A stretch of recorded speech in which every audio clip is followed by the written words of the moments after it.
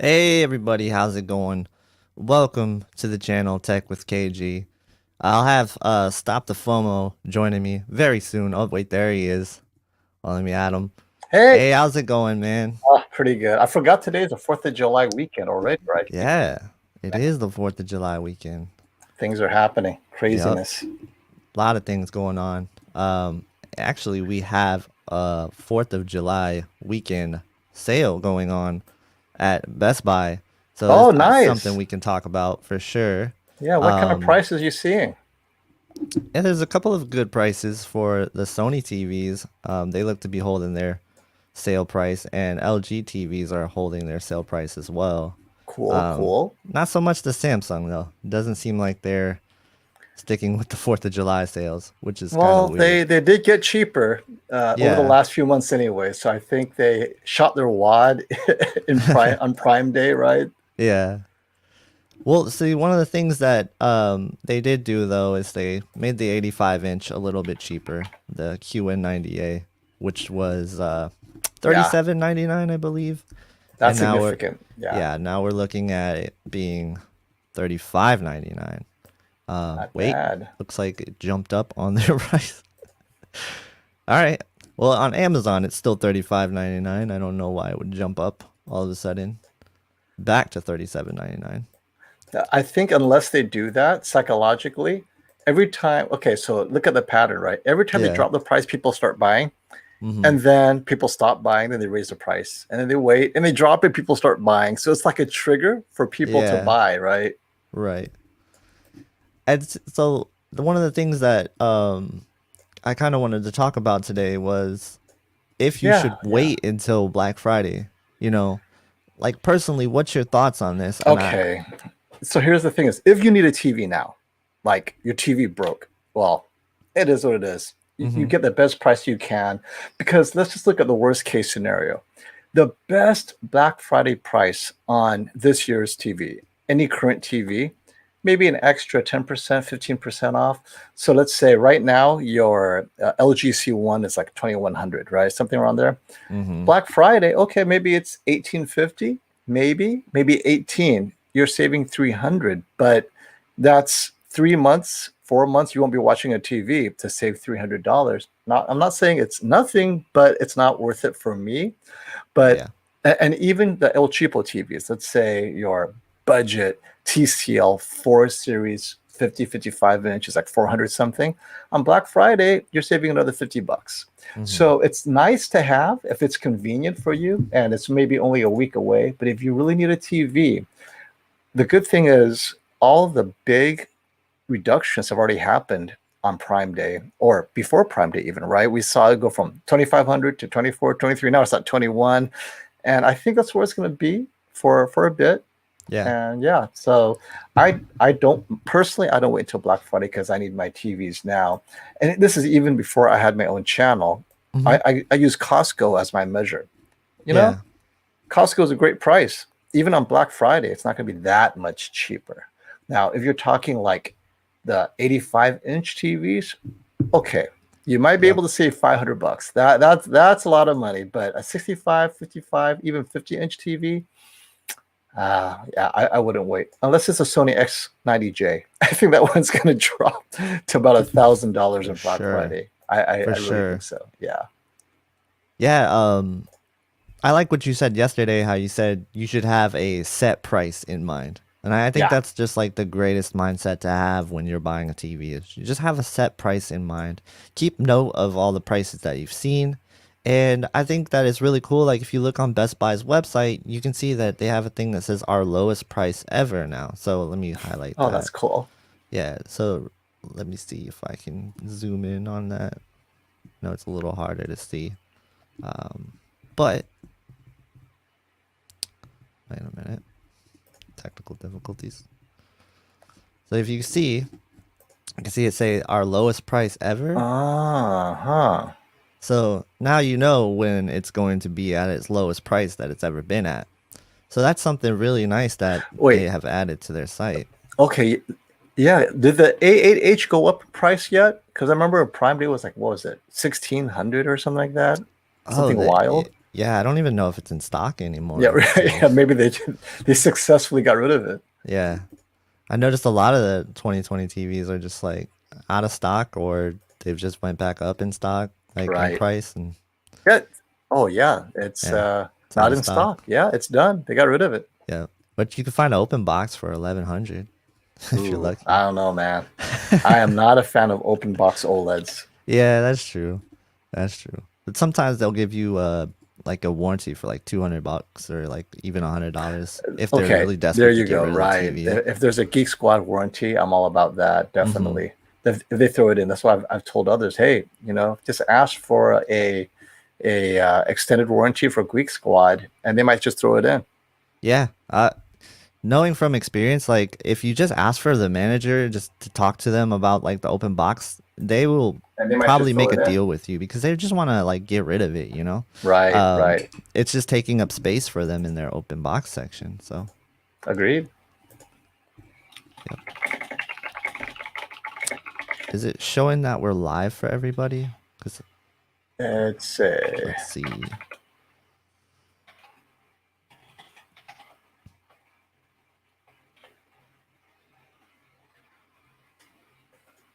looks live to me. I'm Okay, good. cool. Yeah. Cool, cool. Yeah. All right. Yeah, so I've seen you put up a new video. You want to talk about that?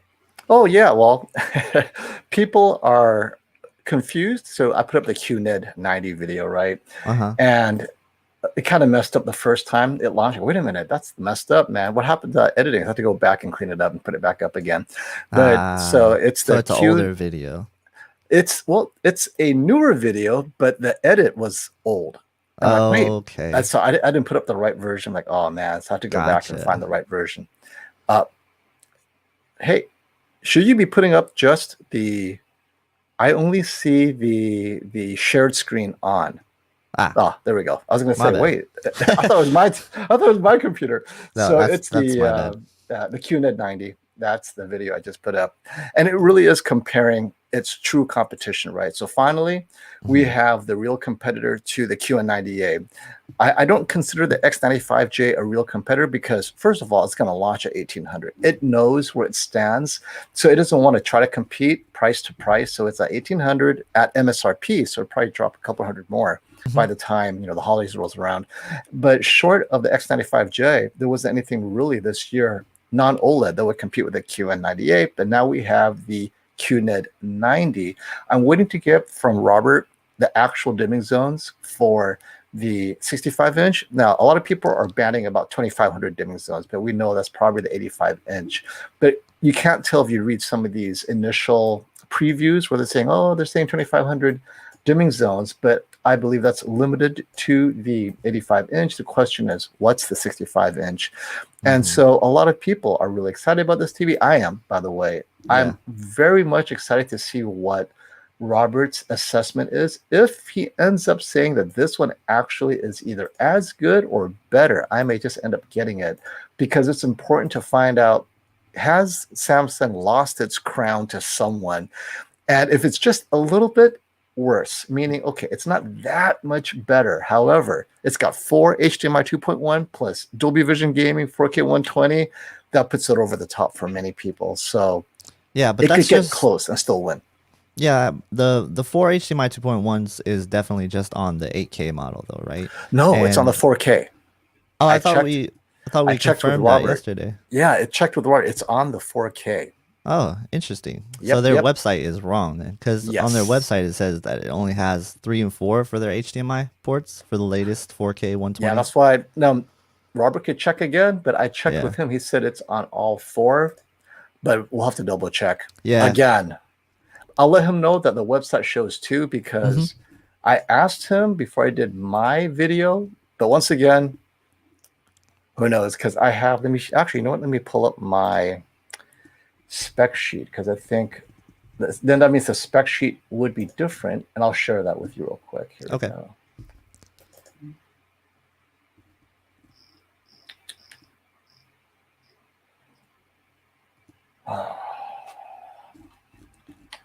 So, what are you doing this weekend?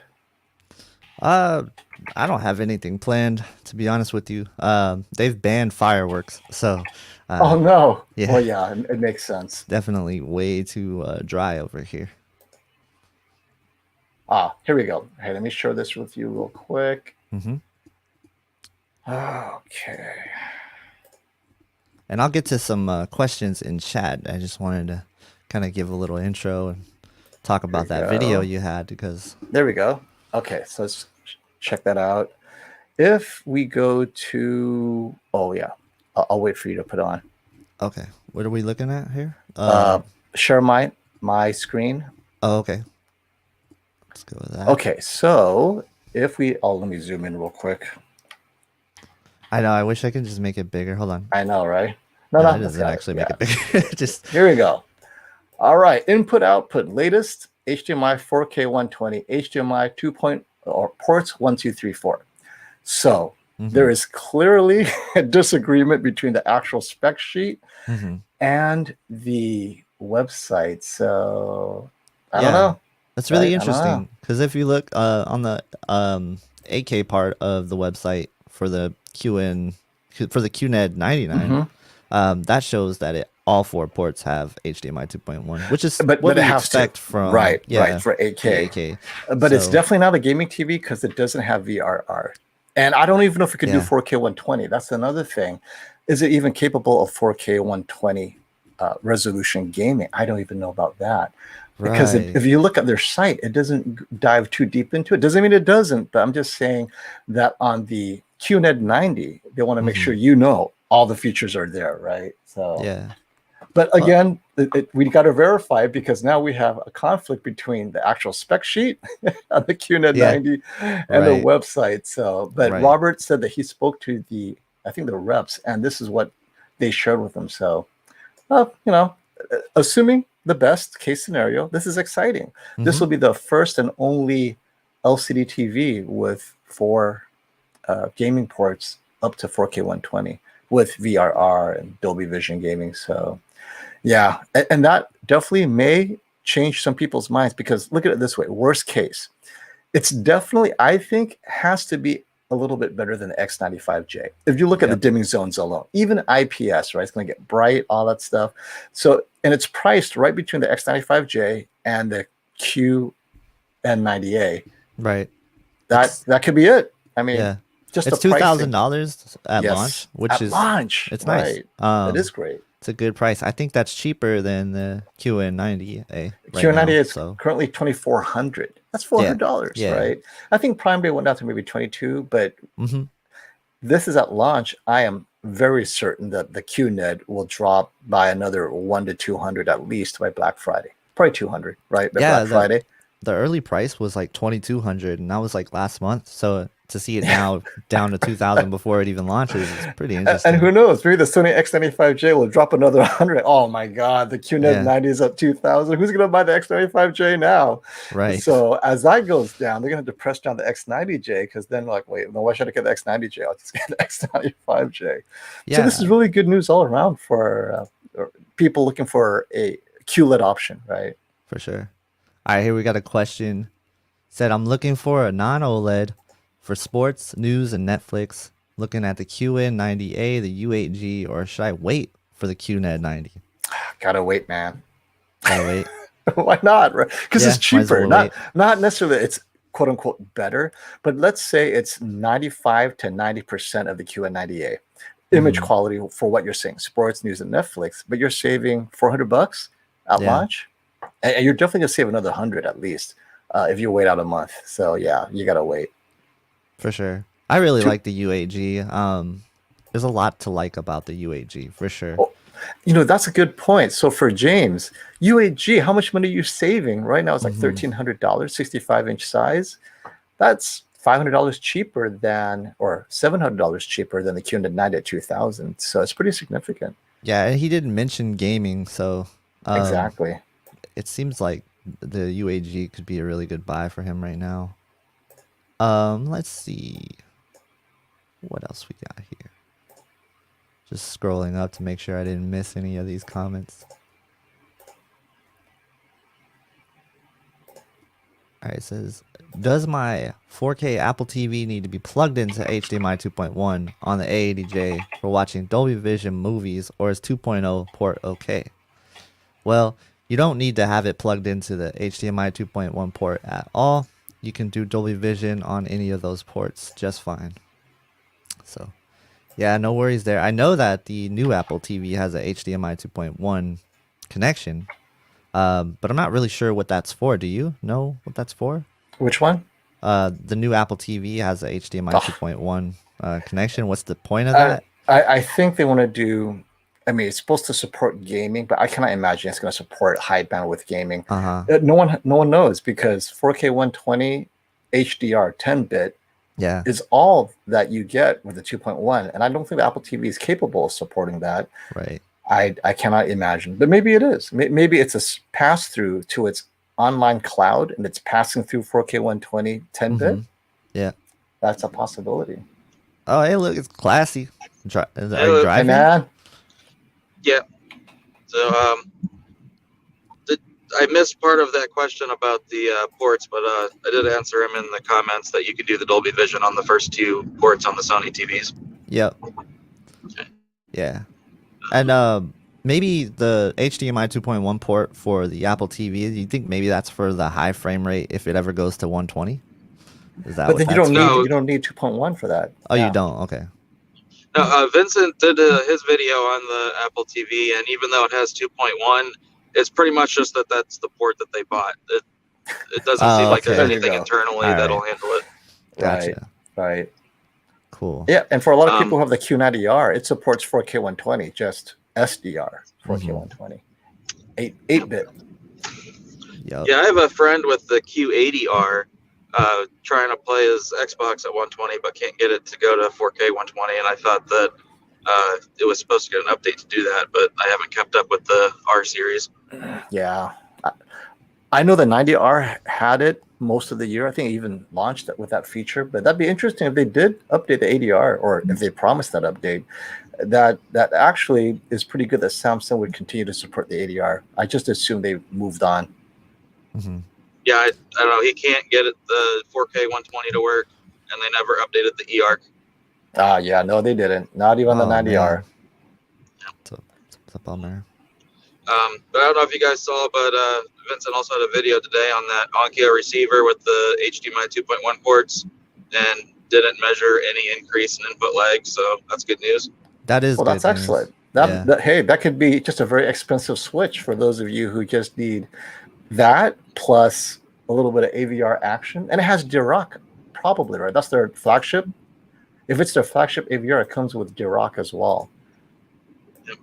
So hopefully the yeah. Denons and the Yamahas and everything, they won't add input lag either. And then that'll help out the people who get a QN90A or a Sony or whatever limited Definitely. ports. Definitely promising. For sure.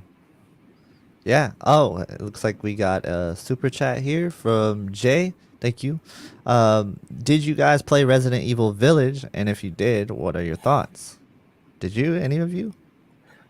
No, I haven't had time to play anything right now. I need an excuse. Yeah, I played the demo. I didn't buy the game because it's just a little too spooky for me. But yeah, it looked really good from the demo for sure. I know Whisper Status played through it. He said he liked it a lot. So Yeah, I have a couple friends that played it and watched someone play it, and it looks good. Like, I've just never been into Resident Evil games myself, really, but I might try it. yeah, no doubt. No doubt. Let's see. Oh yeah, and there was a correction. The UHG is only $11.50 now, so it's even cheaper than before. Yeah, that's a really good price, by the way. If you can find it in stock. If you could find it in stock, 65-inch. Yeah, I know they've had stock issues. And they have it every year. H9F, H9G, U8G. It just, and then the U7G is on and off, in stock, out of stock all the time now. Right. Yep. So, KG or anyone watching, anyone have issues with getting the PS5 to format an external drive to put your PS4 games on? Because I have two different SATA to USB 3.1 enclosures, and like 4 different cables, and I'm just having a really hard time getting it to accept and format that drive. I got it to do it once, started to download stuff, and then the system crashed, had to rebuild and do it over, and now it won't take the drive again. I just stopped at Micro Center and I bought 3 different enclosures and adapters to try other cables and whatnot, but I was wondering if anyone else has gone through that. I've I never. heard there was not an issue on the Sony early. I didn't know if it was still an issue, but a lot of people were complaining about that early in the launch. You would think it'd be fixed by now. Yeah, I've never formatted a drive on there, but I've heard a lot of people having issues with external hard drives and the PS5. Um, Something about it's not able to carry over the games properly. Um, if they're PS4 games, it shouldn't be a problem though. It's just I guess the people were having problems with the PS5 games early on. Yeah, I know you can't play the PS5 games off of there, but I got the drive to put all the PS4 games on there. Mm-hmm. It's a brand new drive. Put it on the PC, formatted it to exFAT like it says. And hopefully one of these other enclosures will work. I thought maybe because of the one I was using, it was the USB data and power through the same cable. So I got one that splits the power to a different cable to try that. Mm. Oh wow. I wish Sony would have just a regular, like an easy protocol to do this. It makes Yeah. it so much Yeah. easier to have a walkthrough or something. It's like people are trying to figure it out on their own. Yeah, it's really easy to format like on the Xbox. You just plug it in. It's like, do you Yep. want to format? It's Yeah, like, well, Yeah, I've it's- never had any drive issues on there. so Well, it is Windows ultimately, right? that's true. They know what they're doing. They've been doing this forever. And we got a question here from CL Audio. He said, I returned the UAG due to the HDR clipping, blowing out the whites, and gaming with the inverse ghosting that he experienced. He games more than he watches content.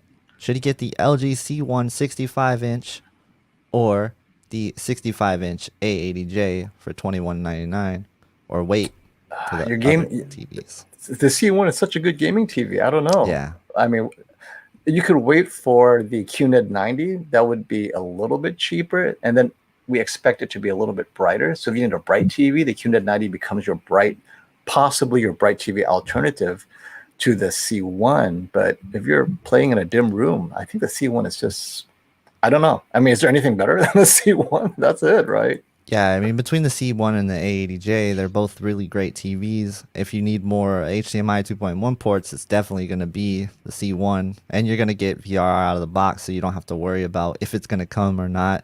And that's the thing, that's kind of where I'm at with these TVs. I'm like, why, if you're a gamer, just like, don't stress yourself out about VRR, waiting for it. Just get a C1 almost. It's like most people are sitting at a distance where they're not going to notice too much of a difference between the A80J and the C1. So I think when you kind of compare the two, I tend to lean towards LG for most people in most people's situations, if they're gamers primarily. And you guys feel the same way about that, or? I'm kind of mixed. It's more to me like if you have one system and you're not worried about VRR and that, then I would go towards the Sony just because the out of the box, you don't have to worry about calibration or shadow details. You get a little bit better HDR highlights. But if you have more than one system, you want VRR, you want the smooth experience, then yeah, definitely the LG. Mm-hmm. Yeah.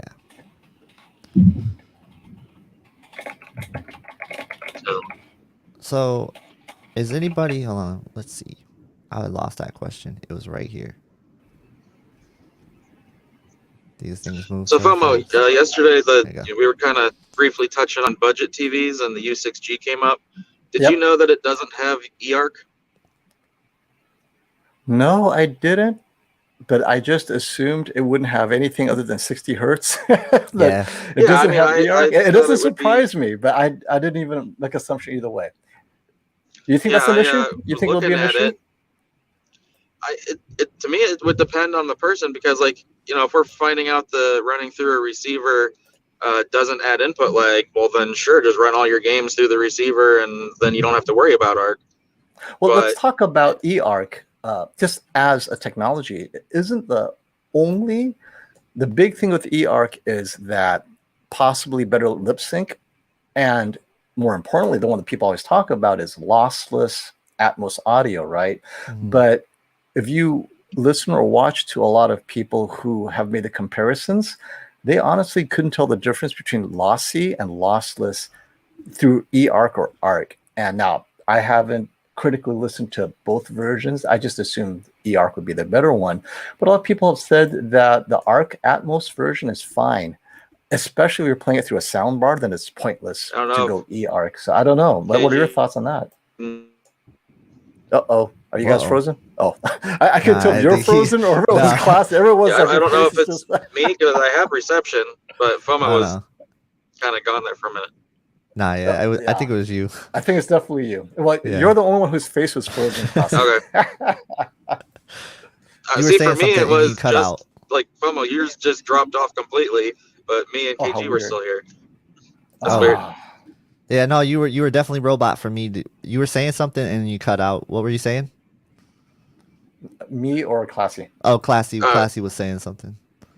Oh, I was trying to listen to FOMO, but yeah, to me eARC is important because I've never used ARC and not had lip sync issues. Hmm. There you And go. I mean, I take advantage of lossless audio all the time, so I need eARC. Hmm. I'm kind of debating about maybe trying out a few of the $500 range TVs and doing a comparison with those, like the Crystal AU8000, the Yeah. U6G, the new Vizio M Series Quantum, and what else is there? The TCL 5 Series is a little pricey in that segment, but it's kind 4 of series. in there. Yeah. So it's interesting is if you look at the 50-inch. So let's talk about the 50-inch size. The 4 series is literally only $20 less than the 6 series of the 50-inch size, or something like that, right? It's like less than Mhm. $30 difference. That means that the 6 series is really competitive, because I thought the 4 series would be the leader in this price range, but now you have the best from Insignia, well, the best, but Insignia at 50-inch, and that's the Best Buy's own Yeah. private label, right? Right, And then the yeah. Toshiba at 50-inch. Those guys are a little bit cheaper than 400. Mhm. And then you have the TCL at just above 400, and then have the U6G at just above 400. I think that's kind of like your selection, because there's no Yeah. way that the Samsung, it's just so expensive. It doesn't even come down to 400, right? If you find a $400 Samsung at 50 inches, man, all I can say is you're going to be sorry. It's just is not going to work out well. But it's worth looking at, though. That's something that you guys guys. What if you bought a $400 Samsung at 50 inches? How bad is it, right? Yeah. I tend to go I was towards looking at TCL and one for Hisense $500. Yeah, the AU8000 for $500. I forget if it was 50 or 55. And then I was Right. looking at the other models around that, and they were anywhere from like the low mid fours to just over five as well. And it's also kind of weird that some of them leapfrog each other in price based on size. So like the Vizio M series is only like a $70 price difference to go from I think the 50 to the 55 or something like that. But then Yeah, in the other size ranges, then another one is cheaper. So it just depends which size as to which is cheaper. definitely. Yeah. And Vizio is really having issues this year with its production partners. You can tell. I mean, they just want to sell a TV. They just want to get a TV out. And so they're gathering whatever supply parts they can get a hold of to put together a TV. Because you're seeing a lot of the features shortchanged from last year. I'm talking hardware, not the software stuff like VRR. Right? They're putting VR in everything now. But it feels like less dimming zones. And I'm sure they're cutting a lot of corners inside the TV just to get these TVs out there. Yeah. It's like they are trying to check as many boxes on the spec sheet for the price, but I want to see it and see how it works. Yeah, did they fix the motion? Because last year's motion was never addressed. So everyone improved their motion this year. Is Vizio one of those? Mhm. Yeah. And it's so hard to try and find how many zones are on the new M series because they vary based on size, obviously. But if you look on their website, it contradicts itself in so many places. Like I can't figure out how many zones are on each size. I guess the good news with the Vizio is you could actually count it, not like 800 zones. Yeah. But Right. I feel like the Vizio website has information for the old models and the Yes. new models like mixed together. It's so Yep. weird. The crazy thing is the old model specs are good Yeah. just on paper, but the new ones aren't. And so I think they don't have the suppliers to make the old models anymore. They just can't. So they have to put out a TV because if you notice, all their last year's model are gone. It's because there's no supply chain to make them. And I think that's why they have this mid-year refresh. It's not so much it's a refresh, but rather we got to continue selling TVs. How do we do this? Let's put together any TV we can, call it a 2021.5 and sell it. But the 2020s were better TVs, period. Yeah. Mm. Yeah, no doubt. Like I don't know what happened with that, but let's hope that they step it up soon because it's one of those companies that we tend to like always look at as giving us really good budget options. And now I feel like I'm not looking that way as much. I'm looking more towards Hisense and TCL Yeah, and especially under 1500, man. I don't know. yeah. Yeah. Yeah, and I've seen a P series and they look really good. It's just when you compare it to what else is out there, it's very tough to recommend it, especially knowing how much issues you can really run into with it. And when they said there was issues with 120 hertz, and I think it was like skipping frames. I don't know if you guys heard that 120 hertz on Yeah, it Vizio drops frames. was dropping frames. Like It that still is. that is very concerning. And VR doesn't fix that, correct? Like yeah. So Nope.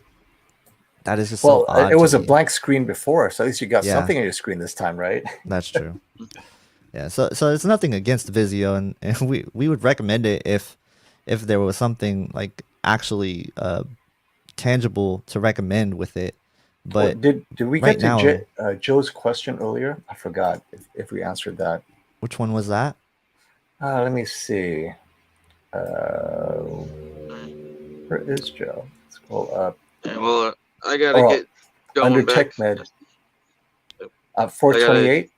Okay. Oh, you gotta go? Yeah, go. We don't want Yeah, you I to. gotta get going. But All right, man. if you're still going later when I get back, I'll jump back on. But might be a little bit. For sure. For sure. All Yeah, right. just hop in if I'm still up. Cool. All right. See ya. Later, man. Later, buddy. Really quick, have you ever bought from Green Toe? I haven't. So I fear buying from anyone other than a local like Best Buy where I can come and go, or yeah. Amazon where I know what their return policies are and you know exactly what you're getting, because I'm still very nervous ordering Yeah. online remotely, and I know Green Toe isn't themselves the actual reseller, so that's like Newegg, right? Unless Yeah. it's Newegg, I hate buying from the Newegg marketplace. Just lots of issues. For sure. Thank you, TechMed Rainier Rector, for the super sticker. Really appreciate that. And then the other question was from Joe, right? You said it Yeah, was at just like 428. 428. Yeah, just below that. A couple Okay. of there we go. This That's a one, good right? one. I'm debating between the A90J 65 and 80 and A80J 77 inch. I have a PlayStation 5 and I will be watching movies and sports. And since I watch a lot of sports, should I get the A90J? I think I would go with the biggest one here. I would too. Yeah. I would too. After seeing them side by side, I just didn't see enough difference that would make me want to go with the smaller size. I agree. I think most content you're going to enjoy the 77-inch size more than those little improvements, the A90J. Now, if it's 65 against 65, obviously, but when you go big, you got to go with the A90J. And that's when you go with the 83-inch, if that's in your budget. But yeah, the A80J 77-inch is pretty phenomenal image quality. Yeah, no doubt. And I think one thing I wanted to clear up is just because it has the heatsink doesn't mean that it's not going to suffer from the same image retention prevention thing where it dims the screen. Because I saw it do it the same amount on both screens when they were side by side. So, and they were running through a splitter in the same source. So you're not going to get any improvement there. The heatsink's really just going to help with, you're going to see less image retention for sure, because I didn't see any image retention at all. But the measures are still going to be in place to protect the TV equally. And you'll still get brighter highlights with the A90J, but in sports, you're not really gonna feel like you're missing much if you go with the A80J over the A90J. Very Yeah. similar TVs. I think the biggest one for some people may be the ABL, but Hmm. if you turn it on, you walk away for 10 minutes, you come back, hey, right? You don't see that dimming. It's already dimmed. So you're Yeah. okay. Well, that what people are talking about with the ABL, I think that's more of the logo luminance Yeah. reduction that's not Yep. in place, right? Right. And so the heatsink won't have anything to do with that. So it's the same on the A80J and the A90J. So I would definitely go with the A80J in a bigger size, no doubt. Let's see. There's a question for Classy, but he's gone. Um, let's see. Oh, here's the one about a protection plan. So thanks, guys. Would you get the C1 from Best Buy today or wait a week to get the Costco one delivered with the Allstate protection plan with the second year warranty and the 90-day return policy? So that protection plan does not cover burn-in. Mm-hmm. So you have to ask yourself why you need the protection plan. The OLEDs are pretty much trouble-free, short of the risk of burn-in. But other than Yep. that, they don't have any issues that the protection plan would cover. Like, oh, the panel stopped working after a year, Yeah. right? So within the first year, LG is going to cover you regardless. For sure. And like they're really good about honoring their warranty. And for the most part, I haven't heard too many stories about people having a TV mess up on them like a Mhm. year later than their warranty runs out for something like an LG OLED. Really, the only problems you hear is like burn-in potentially if they're not using their screen correctly, or you know, there's issues with some software. But Right. this is things that are either updated in firmware or fixed internally. Like it's never going to be something that is really wrong with the TV. I say like if you buy a TV and there's nothing wrong with it within your return policy, you're probably going to be fine for the majority of its lifetime, unless something really awkward or random happens that you can't control. It's And the very 90-day rare. return policy, I'm a big fan of from Costco. But having so many people review the C1 well, the Hmm. only reason you return it is, it just doesn't work out for you because, you got something break or whatever. So, but you always have the 90-day peace of mind that you can return it anytime. I'd go with the Costco because the 90-day return policy, not because of the warranty stuff, and saves more money if you don't have to buy the warranty. Hmm.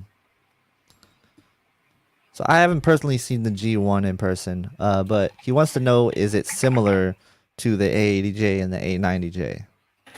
I'd say it's similar to the C1 more than those TVs, right? Well, if he's never had an OLED, Yeah, then that'd be yeah, similar, right? Right. for If you're sure. coming from a C10, yeah, they're very different for sure. Hmm. Yeah. So I guess it really depends on your situation, Brady, on whether or not it looks the same or different. Let's see. David says potential burn-in on the OLED is really the only thing that makes me think about getting an extended warranty for peace of mind. And I think that's the Mhm. same for a lot of people. Yeah. Is that's the only reason they would even want to get that warranty in the first place. And Best Buy is the only way to do that, or just go with the G1. Or go with the G1. Yeah. Yeah. And so if you're going with the G1 anyway, then you're covered. And Keep It Classy says the G1 is similar to 80J in brightness.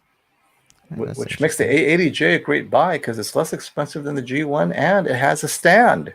Yeah. Yep. It does have a stand.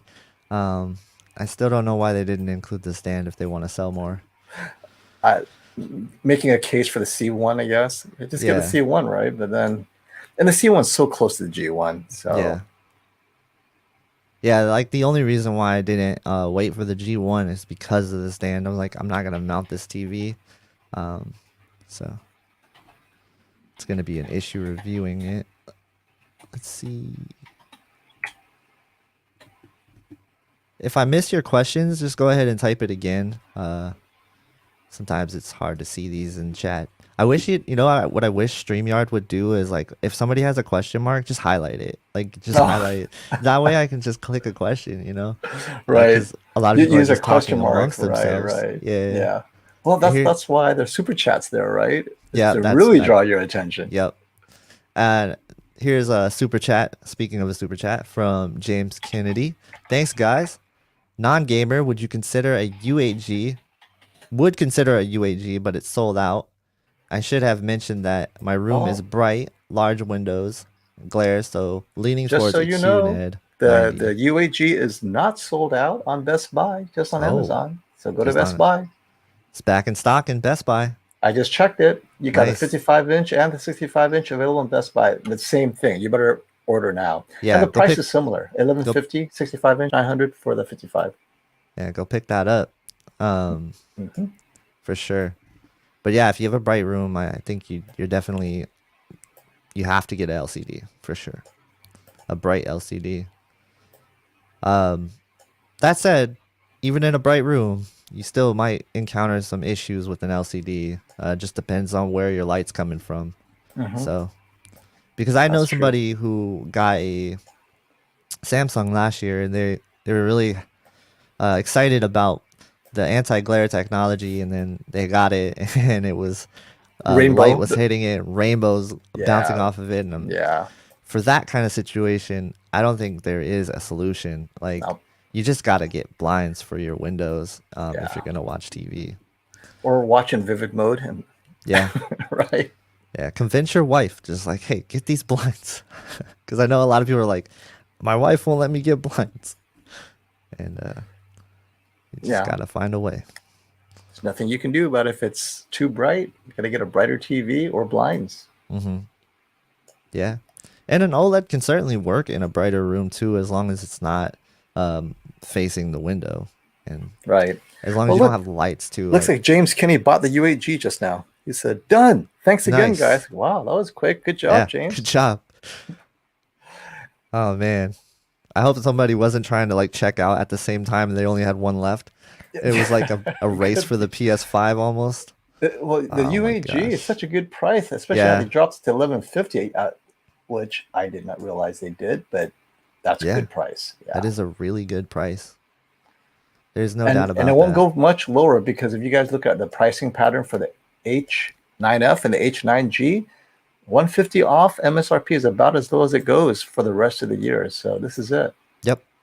Yeah, I noticed that with the H9G last year too. I was like, Hmm. I wonder if they're just gonna keep dropping it, and they never did. Well, now it went up in price. Yeah, It's right. it's creeping at 1,000, right? And the TCL Yep. 6 series definitely went up in price. I mean, over $1,000. That's inflation for you.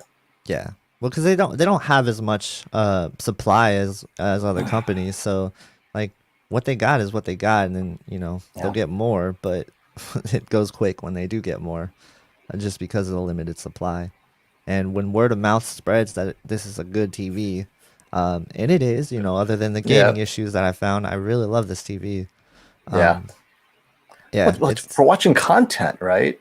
yep, And back in the old days, Coleco, Atari, the early generation Sega, Nintendo, man, that UAG is such a good TV all around. But now that we have high performance consoles, it does push the TVs even harder. But the truth is, the UAG as a TV, it really is as good as you're going to get in this generation of technology. Honestly. hmm yeah. I'll actually have my UAG review up tomorrow morning. All right. So yeah, I'm looking forward to that. And there's a lot that I had to consider when I was reviewing that TV because it's like there's nothing in this price range. There's literally Nope. nothing in this price range that can compare to the picture quality. So I can't really uh hate it that much. Like there was times where like there's things about it that I don't like. Like I'm like, oh, the bars don't get black enough. But I'm like, it's 8.99 for a 55-inch. And Like what am I nitpicking here? right.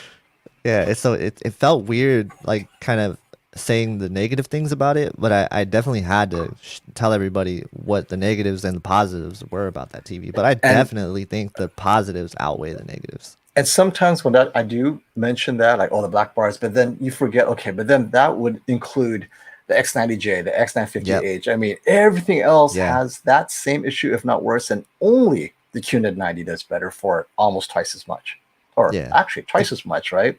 the So QN90. Yeah. yeah, for twice as much, it better. But then the QN85A is not better with those black bars. So where are you now, right? And that's like I think 1800 now, 1900 now. So yeah, For sure. UHG is such a good deal. Let's see. Which kind of surprises me that the TCL hasn't released their U8G killer, by the way. The Yeah. TCL 6 series, it is very much not as good as the U8G. Right. And we're talking just content, right? We're not talking the Mhm. VRR features and stuff. And it's had nothing to do with the mini LED. It just doesn't have enough dimming zones compared to the U8G. Yep. For sure. Now here's a question for me from CL Audio. He said, "Did you ever pick what TV you're personally gonna get for yourself?" Yeah, did you? Did Not you? yet. Not yet. I am. Well, it's not the U8G. No, it's not. I'll say what I'm leaning towards right now is probably going to be an LG OLED. Just because I am a gamer, and I Yeah, think yeah. going forward I might add a gaming PC. And if I do that, I'll definitely want the extra HDMI 2.1 ports. So And the C1 77-inch is such a sweet price. yeah, I Come was Black looking at Friday, that too. we all know it. Or even the C10 if it's still Hmm. around, 77-inch, right? But yeah, I agree. I cannot. You're going to have major FOMO if you do anything other than an LG OLED. Yeah, if you're a gamer and you do anything other than Yeah, a LG OLED, you might regret it if you need the extra ports. Like if you're sure that you're just gonna have a Nintendo Switch and like an Xbox right, Series X for right. your lifetime, of the TV, then you'll probably be fine with the Sony. But, Oh yeah. if you had anything else, you're gonna be like, wow, I wish I would have Well, got the LG. speaking of Nintendo Switch, my kids were playing it with their cousins or whatever on the Hmm. QN90A, and they were going through all these different games. Like, man, it looks so good on the Yeah. QN90A because they asked, Dad, which TV are we going to play? Right? Like, well, you do the QN90A. It'll get brighter for everyone, right? And I was Yeah. just like, wow, It this is a upscales great, really well too. really well on the. If you guys are Switch fans, and I'm sure the UHG looks just as good too. That's the thing, Hmm. right? These TVs look so good with Nintendo Switch. It's like, don't look anywhere else. Even the X950H will look great. Yeah. I wasn't able to test too much of the upscaling with the Switch on the U8G. Did you test much upscaling with the U8G? Only on videos. As far as video is concerned, I don't go lower than 1080 Yeah. personally. And I don't have access to a cable box because that's where all the TVs fall apart, is when they're Right. upscaling that weird 720i or whatever it is cable Yeah. boxes do. That's where Hmm. the trouble is. And I wish I'm able to do it. But if you guys can do it, that'd be really helpful because I can't. I can't. But yeah, upscaling cable, some TVs just doesn't do it. They don't do it very well at all. Yeah. That's one thing I noticed. When it comes to the processing, Sony and Samsung kind of have the upper hand for upscaling. Oh, got some interesting comments here that I'd love to address. Let's see. After Jay Cino's super chat, Yeah. Let's highlight that really quick. Thank you, Jay, for the super chat. Does nitpicking from a pro hurt or help a regular consumer? totally hurts, man. Yeah, That's why I you got to think it stop the hurts. FOMO. That's the Yeah. problem. I have to say, FOMO is created by the nitpicking, and this is where I kind of like digital trends. They try to act like a consumer, but then what happens? All the TVs are great. So you somewhere between all the TVs are so good and oh well, if you're gonna pay this much. So the consumers they almost have to, if you care, then you have to watch all the reviews. If you don't Yeah, care and you want good enough, almost anything is fine nowadays, right? What's your budget? Buy for whatever sure. you want, and they're all good enough. Even if you get the Q80A, so you know how I hammered the Samsung Q80A for walking back all their features, but then you look at the Best Buy or the Amazon reviews, and people love them. Like, okay, clearly I'm out of touch with what people really like, because I was very disappointed that you're not getting the most bang for the buck, but the people who got it love it. So Yeah. there you go. A really good example of that is even those Fire TVs, like the Hmm. Insignia TVs. They're not actually that bad. We Well, have look like a at the 42 stars. inch one. You It's see the yeah, stars? They like 5.5 stars or 4.5 stars. I'm like, yeah, wow, that's more stars than the QN90A. Yeah. Like if you look at the stars, you'd think the Insignia and the Toshiba are better TVs than the QN90A. Yeah. It's just looking at the stars, like, well, they're both 4K. Why am I paying more for less, right? Yep. And that was more like when I worked at Best Buy, that's what I sold the most too, was like anything over under $500. That's what I Yep. sold. And people were loving it.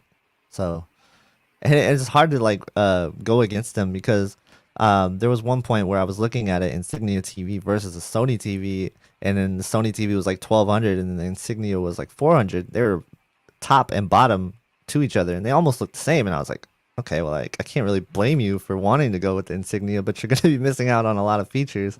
Yep. And that's the thing, like, so if you don't need it for gaming, I'm sure like for a bedroom those TVs are fine. Right. And 4K Well, is 4K, right? Like when you see 4K, 4K. you're gonna be like, wow. We never talk about. I mean, we talk about upscaling to 4K, but if it's a Yeah. 4K content, the resolution is the same. What I think is the issue is if you go on YouTube, you have so many reviews. And forget us, right? You have all these guys that literally just put up specs. This is the best TV of the year because it has the most specs. I'm like, what a horrible way to review the TV because they just start doing the check boxes, right? Yeah. This is so they look at the price and the specs and they call it the best TV. Right. Now that really is a disservice to the consumer. You got to Uh-huh. be a little bit more discriminating than that.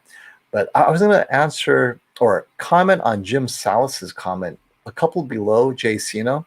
He's talking about the Sony Blu-ray players. Yeah. It was this one right here. Yeah, I think that's kind of interesting. So he's saying that Sony players are player-led Dolby Vision. So Dolby Vision looks dim on the no Sony TVs that are TV-led. So I never made this comparison. I should. I have both. I have the Sony X700 and I have the Panasonic 820.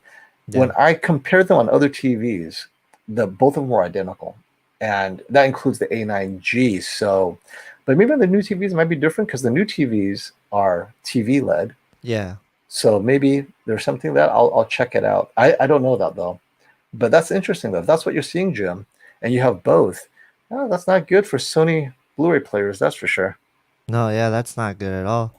I wonder if it's like that for a lot of Blu-ray players then for TV LED Dolby Vision. Well, that's the thing. Only because Sony's TVs are now TV led, yeah. and I don't know. You know, I don't even know how they're doing that format. That's why they got rid of it because the player led is so terrible. All the Sony that were player led were all dim. It's the Dolby Vision never got the fix that was promised, so they just gave up and went with TV led like they should have. Yeah, it's interesting. I thought maybe it would just like pass it through to the TV, but if it's through a disc, and I guess the player is doing most of the work in the first place, so that should be the case on every TV then, huh?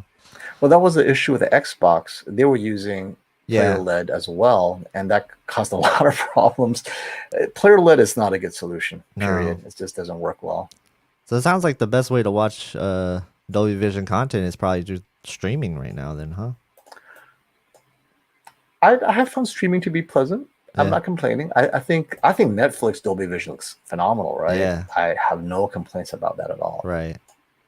Yeah, I liked Loki on Disney Plus. I have yet to watch it. I need so to make good. time to watch it. It I heard. So is so it good. your favorite of the 3 series so far that's been out? Right? You got The Witch. Uh-huh. You got the I like that a lot. Captain America one, and you got this one. I was surprised how much I liked the Witch one. Yeah. Was it called? It's called WandaVision. WandaVision, yeah. Yeah, That was a I good really show. liked that one. Yeah.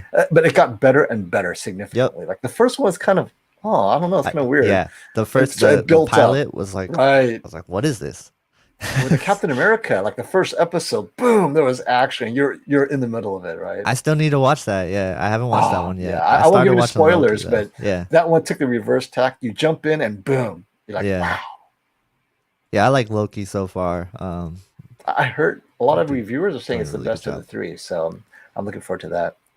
Yeah, yeah. I like I said, I haven't seen the Captain America one yet, but looking forward to that for sure. Let's see. I think I missed another. Just give question. quick FYI, I gotta bail in 2 Okay. minutes, but before I bail, I wanted to comment on Jay Sino's comment. He just commented. I thought it's kind of cool. Is between Brian and I, Whisper Status and I, he has no FOMO. And that's because, and this includes you as well, KG, is Yeah. we got to make sure we bring out the bad in every TV. Like we always say, right? No TV is perfect. But when you only talk about what makes a TV great, you create FOMO. You have to talk, look, you're not going to Yeah. get this, this, and this. So if that's your issue, don't get that TV. But people want to get the Sony OLED and they want to game on it. I'm like, you're just asking, now you're going to have FOMO for the LG C1. You already know what you're getting into, right? But we promote and say how great the movie watching experience is, and it is, but you can't have both, right? You got to choose Right. one or buy both. Well, actually, you can have both if you have the money, but if you could only buy one, which one is important to you? And just for you guys to know, I normally watch before the A90J. I end up watching on the A9G most of my content, even though I have all these other TVs, because that's the one that the rest of the family liked the most. So I ended up falling back in the A9G, and they definitely don't have FOMO about the other TVs that are up there, because I would have all these like new fancy 8K TVs, and my wife would be like, I don't know, you should put back the old OLED. It looks better to me still. It looks more natural. I'm like, oh, but this one is like 8K and it has all this. No, put back the A9G. Oh So man. not until the A90J did she finally relent and goes, okay, you can replace the A9J with this one. This one actually looks better. Yeah. Did you end up getting the 83 inch yet? It's at, well, we have to order a new one, Oh, right, obviously. right, right. So Yeah, yeah, yeah. so I it'll forgot be it'll about be that. sitting at B's for a while. And I have to finish my home theater build up before I bring it in, because he'll be the one helping me install it, and I have to order the mantle mount because 83 inches is huge. Yeah. But at least it'll allow me to maybe review larger TVs head to head, because the Yeah. A90J really is the standard for 4K 83 inch. So, Yep. because the big question we all have is, wait, 85 inch 8K, does it look better? Because at 65 inch, we know it doesn't. But at 85, moving forward, maybe in 2023, 2024, the 8K TVs will finally catch up in performance to the 4K TVs. This year, it hasn't yet. So, Mm-hmm. Yeah, hopefully. Seems yeah. like there's more blooming on 8K for LCD. It always seems like it's lacking something. And that's unfortunate because like 8K is supposed to be like the premium, you See, know. that's the thing that people keep It's on not. misleading you about. Yeah. And it's a self-serving. Okay, this is what I mean. 8K is supposed to be the best, so they strip out all the good stuff in 4K and they put in 8K. Yeah. So it ends up being the best, but not because it's 8K. It's just they strip. Look at the QNID 90 and the QNID 99. Yeah. Dude, why didn't you put that AI chip in the 90? How much more did it cost? Exactly. $50, right? Right. Or it's just software. It could be even the same chip, just different software. It doesn't matter. They had to have a way to separate it. So yeah, but oh, before I leave, I'm going to Mhm. answer Shane Muma. He has a great comment on the very bottom. Okay. Shane asked, "Hey, tell us more about your home theater build." So I'm just going to do a quick, verbal diarrhea. Just to let it out real quick. So it'll be Trinnov driven, 16 channel. One channel is LFE. I don't do multi-sub for the reason I'm the only person sitting and watching, because it's for my review system. If I had more people watching, I would probably have to have more channels to get multi-sub. But because it's only me, you only need one LFE channel, because I can perfect the bass and get it smooth for one position. So a lot of people are like, oh, should I get multiple subs? If you're the only person that cares about your bass and the rest of your family could care less or could not care less, then you only need one sub. Mhm. Multiple subs do not give you more output unless you stack the subs on top of each other. But if you have the subs spread out in the room, all it does is give you even bass, which is good. Yeah. But if you're the one who cares and the rest of your family's like, I can care less about the bass, then just get one really big sub. So that's my sub, is the Captivator 4000 ULF, right? And the reason I picked that is it can go down to 10 hertz at like 105 decibels. It's Oh wow. insane, Yeah, right? that's nuts. Right. And so that's for me to test movies that does do infrasonic specifically, just to see what it's like Mhm. at reference level. So that's why I have that. And I need the other 15 channels available, because I'm doing both a Atmos and a Oro 3D Oh setup. wow. And so I would have, the top Voice of God channel plus the height channel, and compare it to the regular Atmos. I need all 15. All my speakers are Genelec active speakers, both the ceiling, heights, and bed are all Genelec active. The reason I went with active speakers is I don't want to deal with amplifiers and matching it to the speaker. Here, it's all built in. I know exactly what their volume is, their decibels. I know that I'm sitting 7 feet away from all my bed channels, and these speakers are more than enough. The bed channels are all Genelec 30, 50, 3150As, 8-inch woofers. And then the height channels are like the smaller ones with 5-inch or 4-inch woofers. And I think that covers that. Oh, and I have a lot of acoustic treatments. So Matthew Pose, you guys all know him from Yeah. Audioholics. He's helping me out with acoustic stuff. So, I'm buying stuff from him. Oh, and I also have to compare a pair of the new Per-Listen Dominus speakers. Only the bookshelves, right? I'm not going to spend like 14,000, but the bookshelves around 7,000 around there. And Matthew Pose is a dealer for Per-Listen speakers. So give him a shout out if you want a pair of those. So I have those coming sometime in the next month or two because I want to check out their bookshelves. How loud can it go with a subwoofer? Can it replace real tower speakers if it's Dominus certified? So we'll see. But Yeah. No, I that's gotta. Hey, you gotta do a big like home theater video for that. Like Yeah, you I gotta do plan it to. I big, know. man.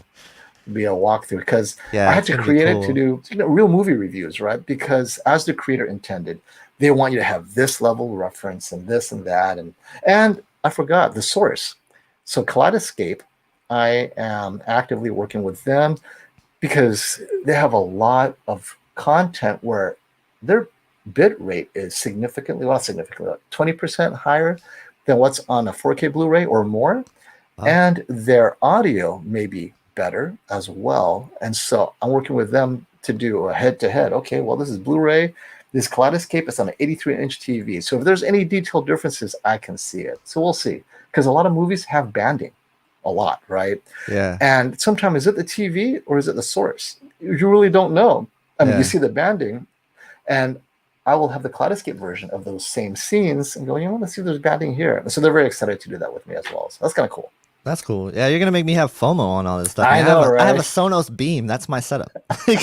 And that is a great theme. Yeah. I'm wondering where spatial audio is going with all this with Apple. They're like, sure. hey, just put on headphones. You're going to get like immersion on headphones. So that's a good alternative for you too. Yeah, it's true. All right. So now I Awesome. got to bail. Thanks All for right, man. having me as always, KG. Yeah, And thank no you doubt. all. And have a good weekend and be safe, right? No secret fireworks for everybody. For sure. Thank I'll you talk to you guys for later. being on. Appreciate you. Anytime. Bye, guys. Have a good day. Bye. All right. So, hey, if I missed your guys' questions, I'm going to go and get to all the questions that I missed right now. And if you guys see something that I didn't answer, feel free to just type it again.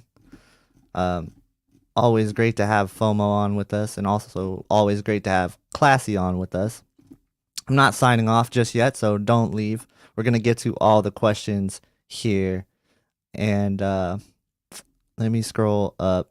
I want to make sure that I didn't miss anybody's questions, because I know how that feels. It's not a good feeling having your question missed. So just bear with me for a second.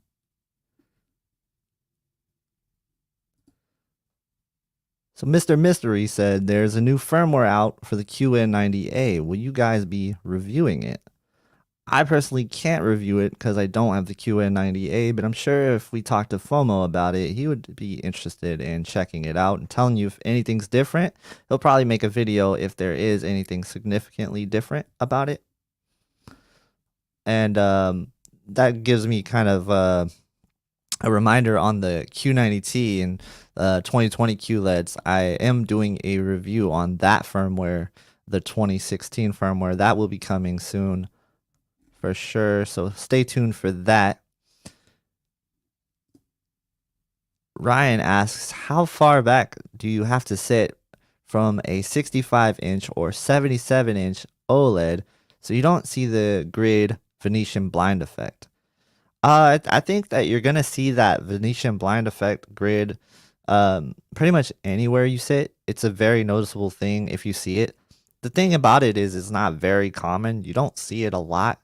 I probably could see it from around, I don't know, 8 feet away on 55 inch. So I'm sure that it would be probably noticeable on a bigger screen TV. Just I wouldn't think too much about that though, because it's really rare that you see that effect happen. If you go looking for it, you can see it for sure. But it's not something that I suggest going to look for.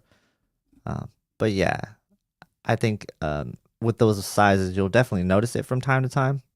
But it's not as a big deal. Let's see. A lot of you guys are talking to each other, which is cool. I think, okay, I think this was just a statement, but I'm gonna kind of agree with it. I think the regular consumer just cares about size versus cost ratio and is happy with that. They don't go looking for flaws, and they probably don't know what half the features are of the most expensive sets. And I think that is 100% accurate. I was talking to some relatives that visited me, and they were asking me, why would you ever pay that much money for a TV? And I kind of had to break it down to them. And then after I broke it down to them, they're like, oh, maybe I'll look into that in the future. A lot of people are just not informed enough to know what they're missing, and they won't really know what they're missing until they see it. So, kind of just going in and just finding the best TV for their price, and then hopefully being happy with the picture quality is what most people will go about doing. But when you have standards that you want to meet, like HDMI 2.1, and you want to make sure that it has VRR in your gaming, that's where you start to think about some of these bigger TV purchases. And for a lot of people, it's going to be worth the investment over the next 5 years. You'll be happy with what you get. But that said, there's a lot of good budget TVs out there that a lot of people don't talk about, including myself. Trevion Music says Loki has been incredible. Yes, it has been very incredible. I love that show so far. It was really, really good. Let's go to the next question.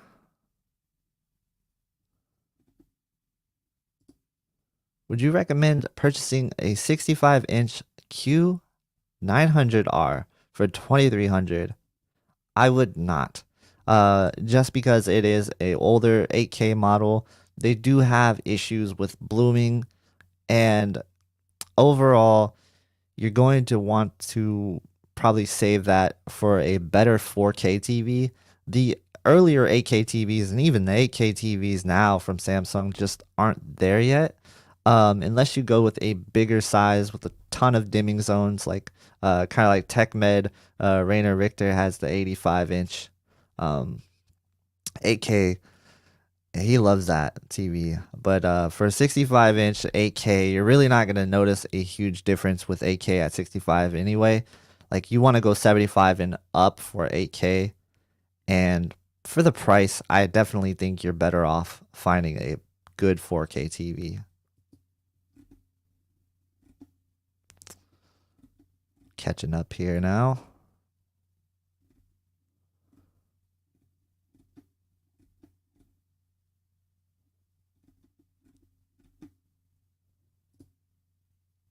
Any recommendations for the Disney Plus app for the settings? I have a Sony OLED A8H. For your settings, if you're going to be watching in Dolby Vision, I mean, typically you're sort of just like locked into the Dolby Vision bright or dark setting. I typically think that the Dolby Vision bright setting looks pretty good. If you're watching non-Dolby Vision stuff, I really don't have any recommendations for the A8H, as I don't have that TV. I can only really go off the A80J and the A90J, which is what I saw this year. Shouldn't be too much different from the A8H, but I do have some recommended settings for that. CL Audio says, what TVs are you most looking forward to coming up this year, and what's your expectation for the Hisense dual cell? The TVs I'm looking forward to is one of those is the Hisense dual cell. I kind of want to see what it's going to do. If it's going to compete with OLED remains to be seen. There's a lot of mixed information out there on it, and I don't know if what's clearly going to be the case, but there's some promising things coming out with Hisense dual cell. It's just a lot of unknown until we actually see it for sure. The TV I'm most excited about seeing is probably the X95J. I absolutely love the Sony X1 processor and the things that it does. The XR processor, sorry, not the X1. I love the XR processor and the things that it does with upscaling and just the overall performance of it. I loved it on the A80J and the A90J. So to see that in the X95J, which is supposed to be brighter than last year's 95 model, that's something that really gets me excited. And of course, the QNED 90, I'm excited about seeing that as well, just because it is going to be a competitor to Samsung's Mini LED, and I want to see if they're going to be able to do it as good, if not better. And I'm really impressed with Mini LED from Samsung. I know a lot of people aren't impressed with the Mini LED, but I am one of those people that I like the Mini LED from Samsung a lot, and I thought that the TV was very impressive. So let's go down. Let's make sure. So if you guys have any other questions for me, now's the time to leave them. I'm going to look through the questions just to make sure I didn't miss anything again. But I'll be signing off here in about 10 minutes. Let's check out this question here. Nope, we already answered that one.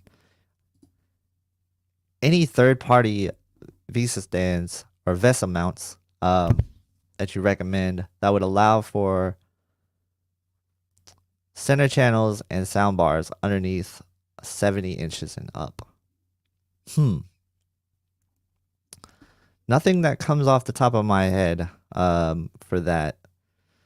I think that Sanus makes one that kind of fits that, but I'd have to do some research and check, because I don't know anything off the top of my head about that. But definitely check into the Sanus mounts. So far, in my experience with mounts, that has been the best brand for sure.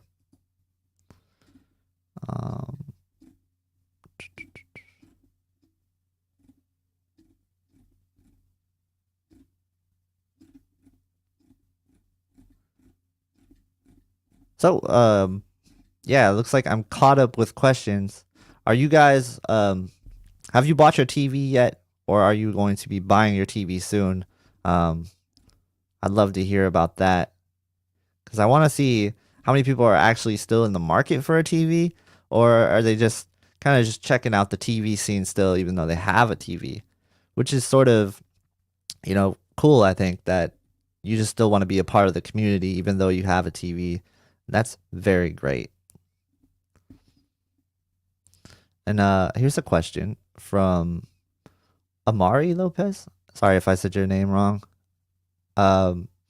Thinking of buying my TV from Samsung than a regular store. What's your thoughts? Well, directly from Samsung is not a bad idea. They do have some programs in place to make the TV cheaper. If you are a first responder or military, they do have military discounts and first responder discounts. So if that's something that fits you, you can definitely get a cheaper TV from Samsung with those discounts. So that's something to look into. There's also other discounts that you might have to email them about for certain occupations, but I think it's mostly medical that gets the discount, and military for sure. Sometimes they offer gift cards or free gifts as well. From my experience, I've never bought anything from Samsung directly, so I can't really say other than that. I just know they have a really good discount.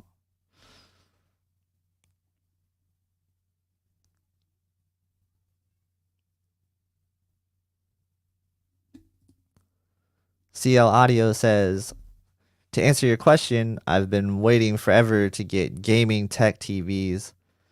Budget a budget-minded guy for gaming tech TVs to get a U8G, but sadly I returned it. Now I'm looking at the C1 and I always have serious FOMO for real.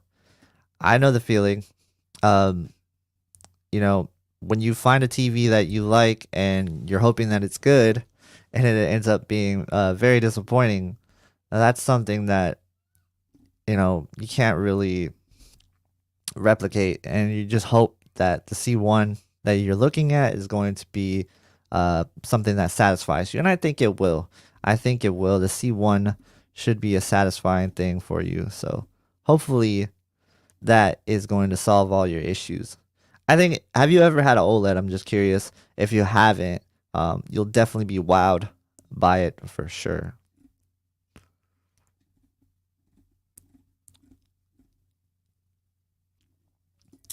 Travion Music says he's still waiting to pick up that 65-inch A80J. Forgot to mention that yesterday. And he is 11 and a half feet away from the TV. That's pretty far for a 65-inch, to be honest with you. But you're going to like it regardless. I think for the most part, you won't be able to kind of like nitpick when you're closer to the screen. It'll look very clear.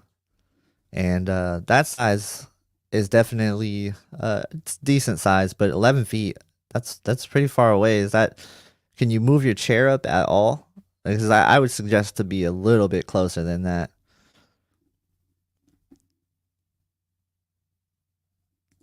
See, Audio said he's never had an OLED. Okay, well then there you go. I think get that OLED, man. You're gonna be very impressed with it. I can't say this enough. Like, if you've never had an OLED, like that should be the TV you're looking towards because it's gonna be something that wows you. And I haven't met anybody that was like they just absolutely hated their first OLED. So I definitely do that.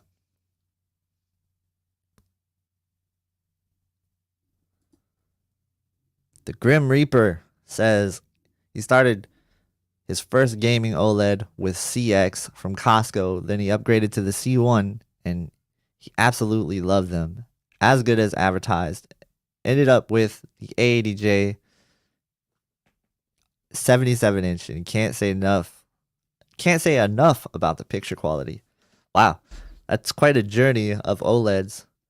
There's no doubt about it that the Sony OLEDs are going to give you the best picture quality possible.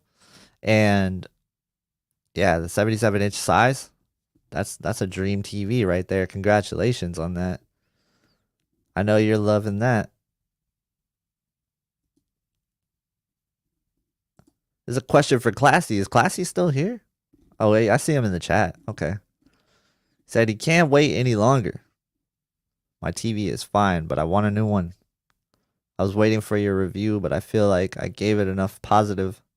But I feel like you gave it enough positive feedback, mostly gaming and streaming. Which TV was that? Is that for the QN90 or the C1? Here's a question for me. Are you going to get two TVs, one for gaming and one for movie watching? Or do you want to do it all on one screen?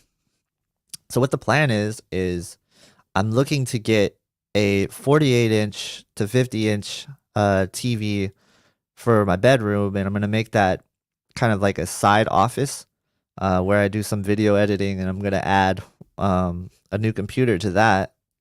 That's going to be my main editing rig, and it's just going to be kind of like where I do my stuff.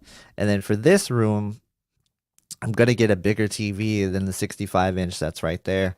And I plan on getting a 77-inch.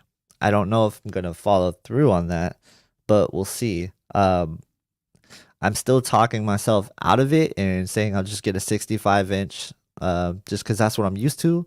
Maybe a 75-inch. But yeah, it's one of those things where I'm definitely having a lot of FOMO. Everybody's talking about the 77-inch and the 85-inch TVs. Like when you keep hearing about people talk about 77 and 85-inch TVs, you're like, man, I really want one. Um, but I got to be really kind of like realistic about my situation here, and I don't want to like burn all my money, you know. So it's definitely something I'm trying to talk myself out of.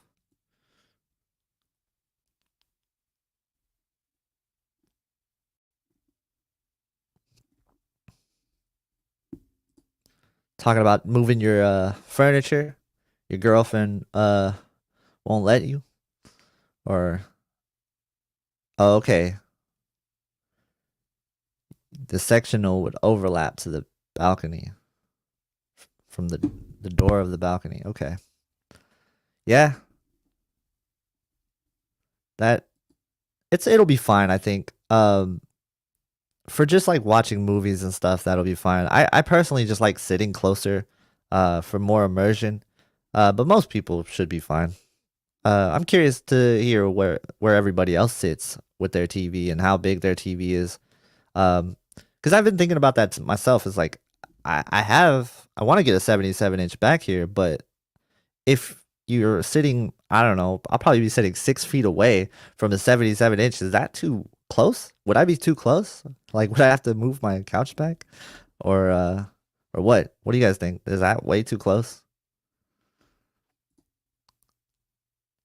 Thank you. I appreciate that. With gaming, keep up the great work. I will. I will keep up the great work. I'll do my best. Thank you guys for showing up. I like these live streams. I like talking to you guys. I'm about 11 feet away from my 65-inch. My next TV will be 77-inch or 75-inch. Yeah, see, I think that's a really good distance for that. There's no doubt about it. Whoa. This guy has an 83-inch A90J, and 7 feet away seems perfect. That that sounds crazy immersive. Like, I would love to see that setup in person. That sounds cool. I sit about 13 inches away from the TV. I currently have a 75, getting an 85-inch next week. Wow. That's pretty good. Yeah, that's not too far for an 85-inch. It might be a little too far for a 75-inch for my liking, but is that why you're upgrading? Do you feel like it's a little too small for your liking? Curious on that. Let's see.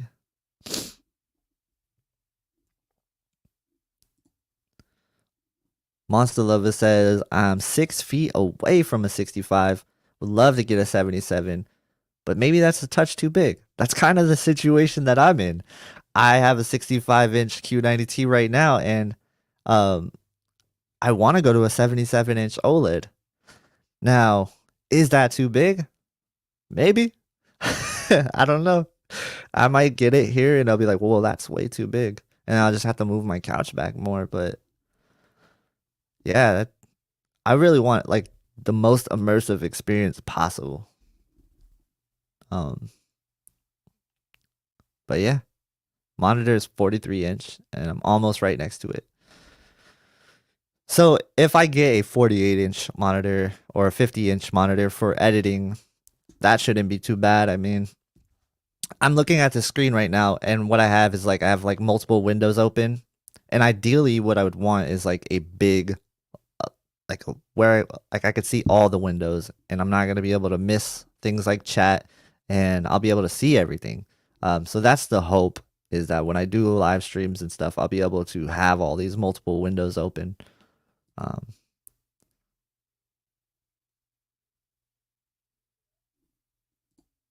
CL Audio says, thanks, KG. Love your channel. Classies too.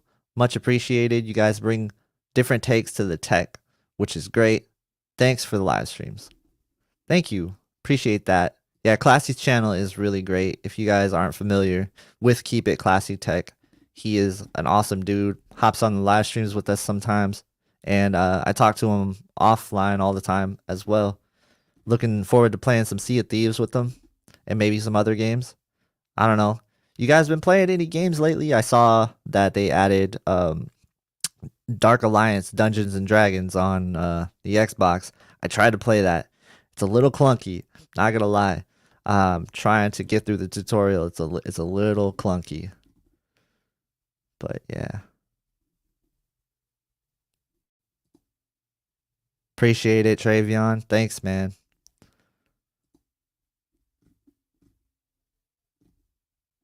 Let's see what we got here. Brady says, "Yep, I'm rolling with the LG. My TV to the new TV is like upgrading a VCR player to a Blu-ray player. That's a significant upgrade for sure."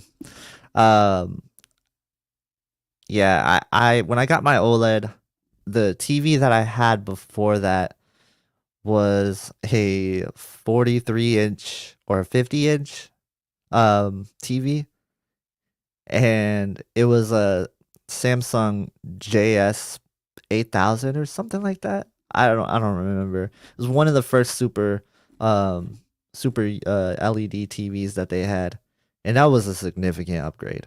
I'm telling you, like that was like the best thing that I've experienced in TVs. When I first saw the OLED, when I first bought the OLED, I didn't want to go back to anything else. So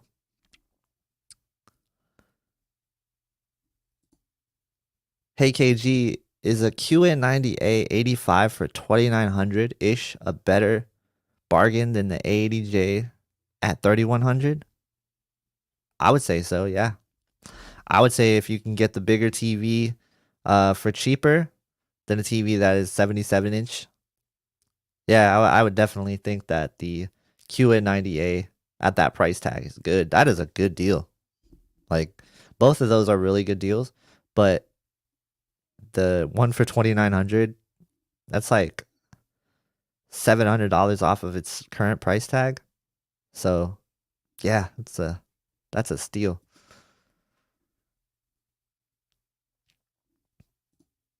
I have an LG C6 since 2017, but I want to upgrade. My main problem with it is color accuracy. It's not that great for HDR. So, does the C1 or A80J have better color accuracy out of the box? Yes. Yes, it does. The A80J is going to have a bit better color accuracy out of the box. But the C1 wasn't too far off. I really liked both TVs. The color on the A80J was probably better, way better. If we're talking about like accuracy.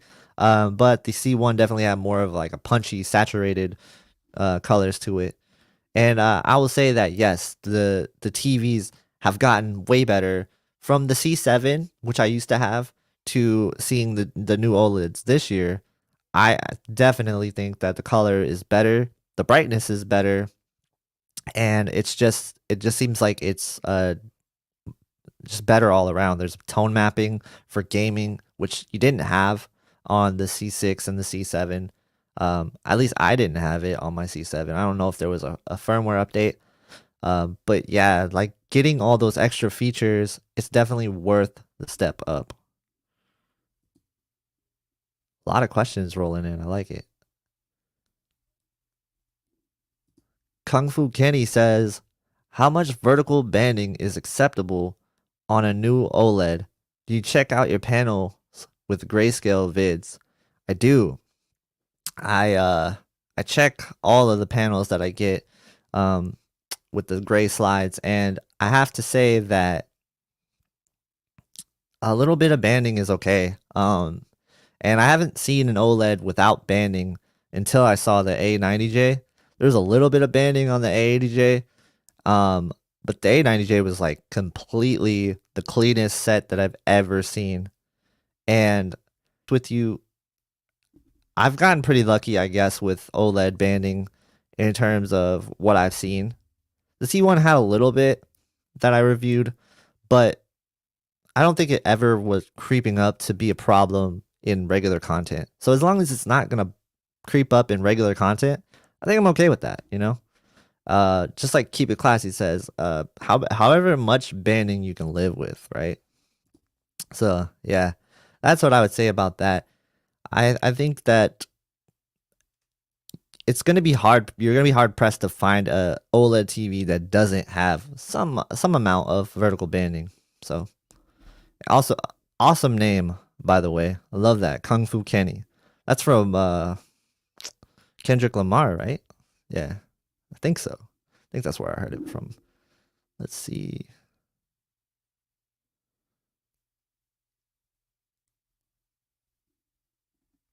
Um, would 85-inch be okay for the viewing distance of 14 feet? Yeah, I'd say that's ideal. I would say that's very ideal. Um, Still personally feels a little bit too far for me. Uh, I would go a little bit closer, but like I said, I like that immersiveness. I like to be really close to the screen.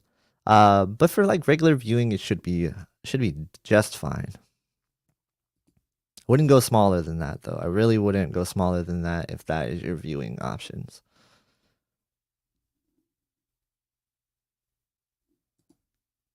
It seems like banding is a game to game thing. I noticed some games seem to have it worse than others, and some games you won't even notice. Yeah, so this is now we're talking about banding. In case whoever's listening is kind of getting these two confused.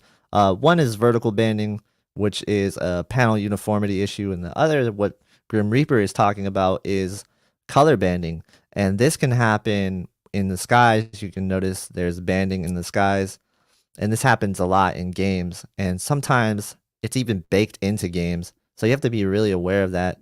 As we have Keep It Classy Tech back. What's up, man? How you doing? I just about to be home, so I saw that question and about the banding. So just wanted to clear up a little bit that there's a lot of nomenclature that gets mixed up. Yeah. So like even myself, like when people say grid or spider webbing or Venetian blind and banding and like Yeah. all of it kind of blends together, and so it's hard to keep clear which is which. But Mm-hmm. when it comes to like banding that you see in skies of games, that's, I mean, you could call that color banding, but that's more to do with like the bit depth and uh, the it's not the banding that we're talking about when it comes to dirty screen effect uniformity issue type Yep. stuff. That's vertical, like 2-inch wide static bands that are in the screen, Mm-hmm. and versus just color issues in bright areas in games where it's trying to show different shades of the colors. Yeah. Yeah, no doubt. Yeah, I was explaining that too, and you're right. Did you notice it being a game to game thing too, though, right? Like some games just seem to have more banding. Um, and some of it's even baked in. Like if you go and check it out on just like any TV, you'll see it. So Yep, you have to like be that. really aware of that. Like the Call of That Duty one map, test. right? I don't play enough Call of Duty to notice it, but the one level in Gears of War that I was using, Gears 5, Mm-hmm. it doesn't matter what you do. There's always banding in that sky. That's just I guess the art of that game or that level. Yeah. But when it comes to like the sky in Forza that I was looking at, that could be cleaned up depending on the TV and the settings in Dolby. Right, right. I think you're switching to your Wi-Fi now because it's like you just lost you. We lost you completely for a second. Is it swapping between your Wi-Fi and your Yeah, I just pulled in LTE? my driveway, so the Oh, Wi-Fi took okay. over. Yeah, I was like, you're a lot clearer now, but I Yeah. lost you for a second. Yeah, dude. Yeah, that's something I noticed. Are you gonna hop on the stream now or for a little bit? I actually got a lot I got to do. I still got to get ready Okay. for my stuff on the 4th. Okay, cool. Plus, you've been going at this for quite a bit, right? Yeah, yeah. We're gonna wrap it up soon. Yeah. But also, just want to touch on, I'm going to do a video for my favorite OLEDs of the year and why. But just a quick tidbit is I really liked the C1. Not Mhm. many people see a difference with the G1, but I do because of my use cases. Yeah. So, I play a lot of Fortnite with my fiance or my wife and my friends, and that's a game that's very bright. It's SDR, and that's a case where the G1 can take advantage of its full field brightness and the average picture brightness being brighter. Mhm. So that's where certain use cases the G1 actually is noticeably brighter than the C1, but if you're just putting a movie on an HDR, then there's pretty much no difference in, I would say, any of the OLEDs this year. Even the A90J with its heatsink, it doesn't actually like really get brighter. It's just more that it holds the brightness more. Yeah. Yeah, no, that's a good observation. Mhm. All right. Well, I'll let you go then, and I'll wrap up this stream. Yep. Taking this last few questions, and then I'll cut it off. Thanks for All right. joining us, man. Yeah, I'm gonna be pretty much MIA for a few days, but I'll be back next week. Yeah, man. Enjoy the fam.